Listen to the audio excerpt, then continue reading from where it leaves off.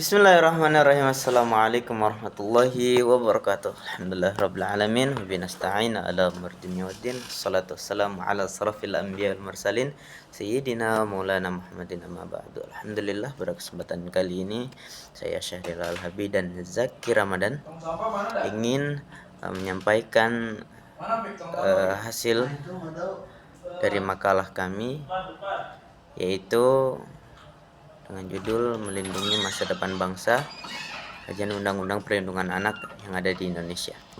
Anak-anak adalah aset terpenting bangsa, generasi yang penuh dan calon pemimpin masa depan. Mereka adalah titipan Tuhan yang memiliki harkat dan martabat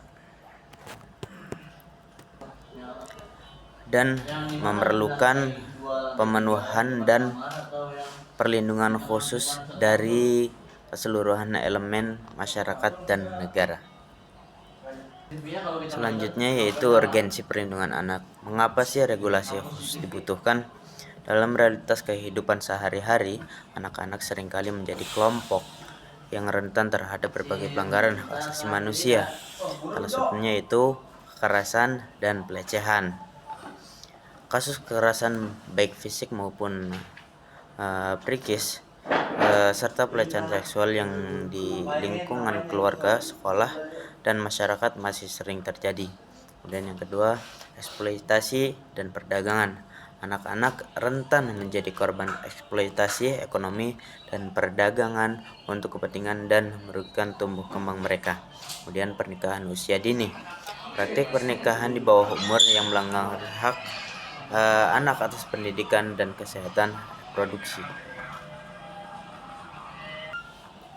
Kondisi ini menegaskan bahwa anak membutuhkan sistem hukum dan sosial yang memberikan perlindungan khusus dan komprehensif. Tonggak hukum latar belakang Undang-Undang Perlindungan Anak. Pemerintah Indonesia merespon kompleksitas permasalahan anak dengan menghadirkan regulasi khusus. Hal ini merupakan komitmen negara untuk menjamin hak asasi sesuai standar internasional. Diterapkan pada tahun 1989, yaitu pengesahan Konvensi Hak Asasi Manusia atau CRC oleh PBB. Kemudian pada tahun 1990 Indonesia meratifikasi Konvensi Hak Asasi Manusia sama dengan PBB. Kemudian tahun 2002 lahirnya Undang-Undang Nomor 23 Tahun 2002 tentang perlindungan hak sebagai payung hukum utama. Kemudian selanjutnya pada tahun 2014 dan 2016 perubahan Undang-Undang Nomor 35 Tahun 2014 dan Perpu Nomor 17 Tahun 2016 yang memperkuat saksi dan cakupan pelindungan. Undang-undang ini menjadi dasar hukum yang memberikan jaminan lindungan agar anak dapat tumbuh dan berkembang dalam lingkungan yang nyaman dan sehat, bebas dari diskriminasi. Prinsip-prinsip dasar perlindungan anak di Indonesia dilandasi oleh prinsip-prinsip universal yang bertujuan untuk menjamin terpenuhinya semua hak anak secara menyeluruh. Prinsip-prinsip harus menjadi acuan dalam setiap kebijakan dan tindakan yang berkaitan dengan anak. Pertama, prinsip non-diskriminasi. Setiap anak berhak mendapatkan perlindungan yang sama tanpa mandang suku, agama, jenis kelamin, atau status sosial. Kemudian kepentingan terbaik bagi anak, yaitu kepentingan anak harus menjadi pertimbangan utama dalam setiap pengambilan keputusan yang menyangkut tentang anak. Kemudian hak hidup, tumbuh dan berkembang. Anak memiliki hak dasar dalam hidup dan mendapatkan kesempatan optimal dalam aspek kesehatan, pendidikan, dan lingkungan yang nyaman. Kemudian prinsip partisipasi anak. Anak-anak butuh untuk didengar dan berpartisipasi dalam keputusan yang berkaitan dengan dirinya sesuai dengan tingkat kematangan mereka. Jaminan hak-hak dasar anak. Undang-Undang Perlindungan Anak mengatur berbagai hak yang harus dipenuhi dan dilindungi oleh negara, keluarga, dan masyarakat. Jaminan ini mencangkup dimensi fisik, mental, sosial, dan psikologis. Itu yang pertama, hak atas kehidupan dan tumbuh kembang yang sehat secara fisik mental. Kemudian hak atas pendidikan yang layak dan sesuai dengan bakat. Kemudian hak atas perlindungan dan kekerasan, pelecehan dan melakukan salah. Kemudian hak atas perlindungan dan eksploitasi. Kemudian hak perlindungan dalam sistem peradilan pidana anak SPPA. Kemudian hak partisipasi dalam kehidupan sosial dan budaya. Mekanisme perlindungan, pencegahan, penanganan, dan penindakan. Perlindungan anak atau preventif, upaya pencegahan melalui edukasi sosial hak anak dan menciptakan lingkungan yang ramah. Kemudian perlindungan kuarif, penanganan dan pemulihan bagi anak korban kekerasan termasuk bantuan medis, psikologis, dan reintegrasi sosial. Kemudian perlindungan represif, memberi sanksi hukum yang tegas kepada pelaku kekerasan atau pelanggaran hak-hak anak dengan menegakkan efek jera. Mekanisme ini diproses oleh berbagai lembaga termasuk Kemen PPPA, KPAI, dan Unit Pelayanan Terpadu Perlindungan Perempuan dan Anak. Kemudian yang terakhir, implementasi di lapangan, program dan kelembagaan pendukung. Efektivitas Undang-Undang Perlindungan Anak diwujudkan melalui program-program yang dijalankan oleh pemerintah dan lembaga terkait.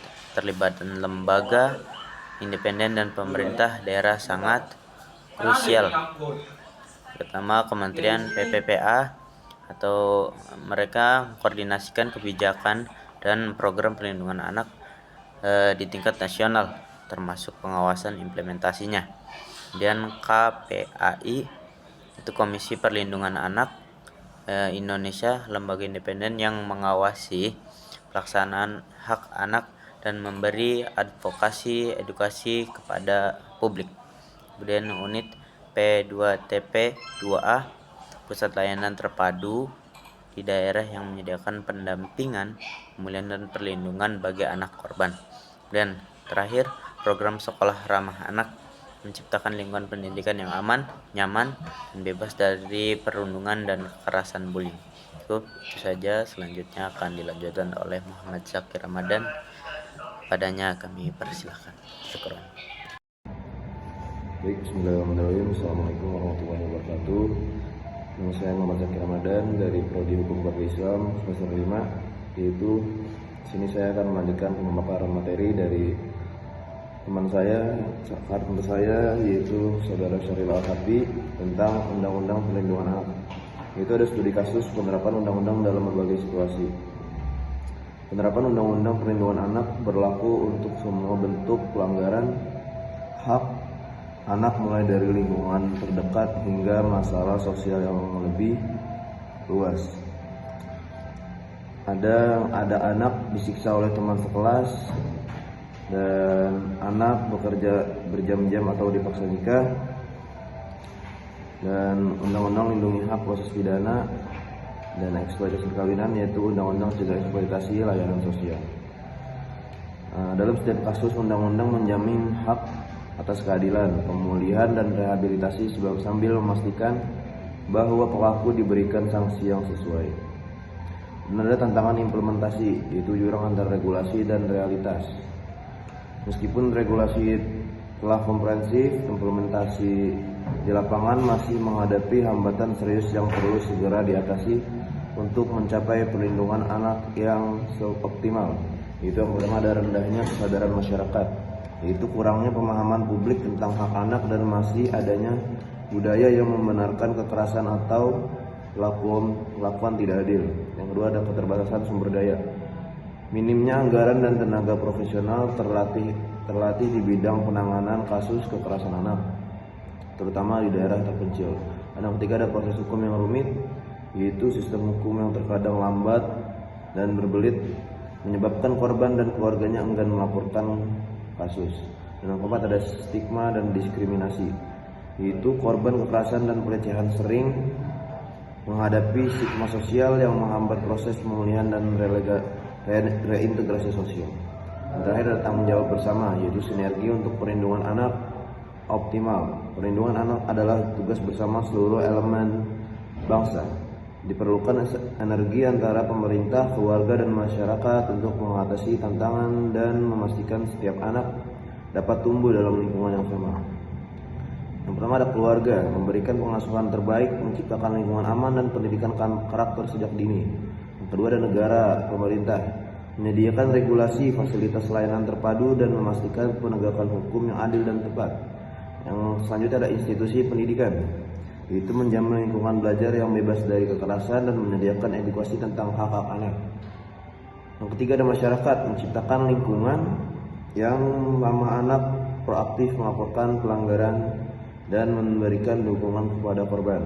Dan terakhir, ada lembaga hukum, memperkuat penegakan hukum, mengembangkan sistem peradilan yang ramah anak, dan memutus rantai impunitas. Mungkin itu saja yang bisa saya paparkan. Kurang lebihnya mohon maaf. Wabillahi taufiq wal hidayah. Assalamualaikum warahmatullahi wabarakatuh.